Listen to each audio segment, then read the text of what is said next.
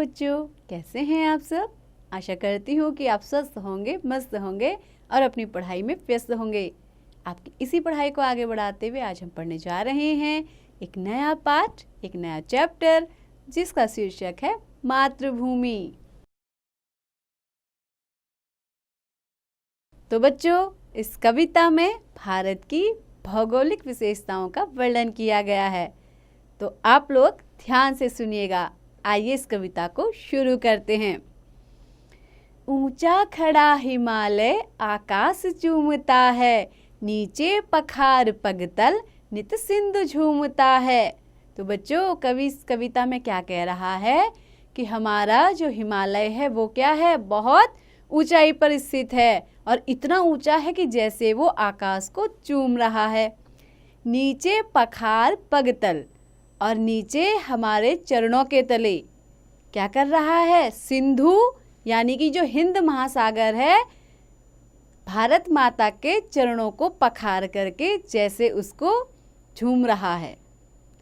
गंगा पवित्र यमुना नदियां लहर रही हैं, पल पल नई छटाएं पग पग छहर रही हैं।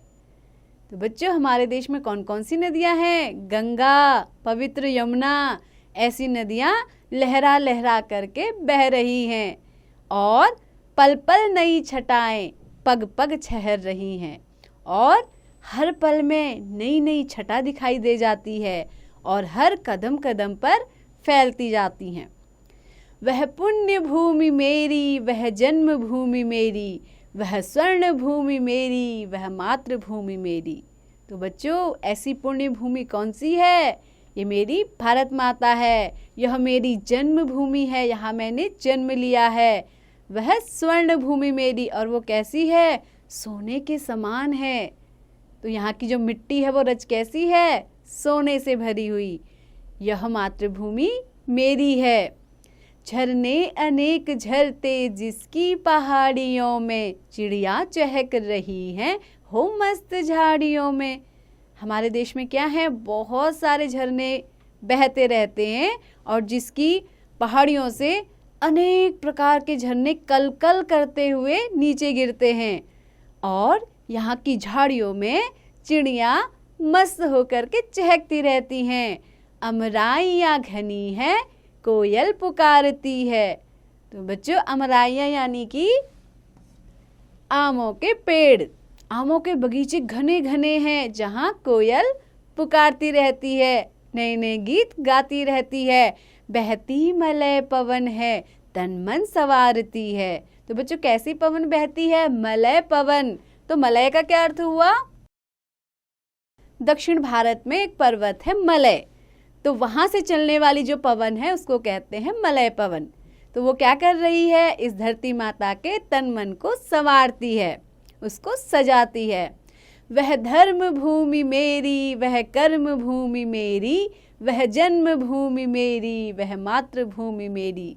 तो ऐसी धर्म भूमि मेरी है, यह मेरी कर्म भूमि भी है, मैं यहाँ पर तरह तरीके के कर्म करता हूँ। यह मेरी जन्मभूमि है और साथ ही मेरी मातृभूमि भी है। जन्मे जहाँ थे रघुपति, जन्मी जहाँ थी सीता, श्री कृष्ण ने सुनाई बंसी पुनीत गीता। तो बच्चों, इस धरती पर, भारत की इस धरती पर किसने जन्म लिया था? भगवान श्री राम ने, और यही सीता माता ने भी जन्म लिया था। और इसी धरती पर श्री कृष्ण ने बंसी बजाई थी और इसके साथ साथ पुनीत गीता भी सुनाई थी। पुनीत यानी कि पवित्र ग्रंथ, हमारा पवित्र गीता को सुनाया था। गौतम ने जन्म लेकर जिसका सुयश बढ़ाया, जग को दया दिखाई, जग को दिया दिखाया।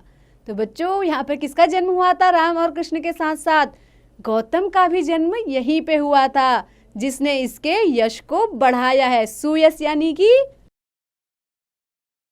सु प्लस यश यानी कि अच्छा यश, इसके यश को चारों दिशाओं में बढ़ाया है। जग को दया दिखाई, और जग को क्या है? भगवान गौतम ने करुणा सिखाई, दया सिखाई और जग को दिया दिखाया। जग को दिया दिखाना यानी कि जगत को ज्ञान का मार्ग दिखाना, यानी कि अपने ज्ञान से प्रकाशित करना।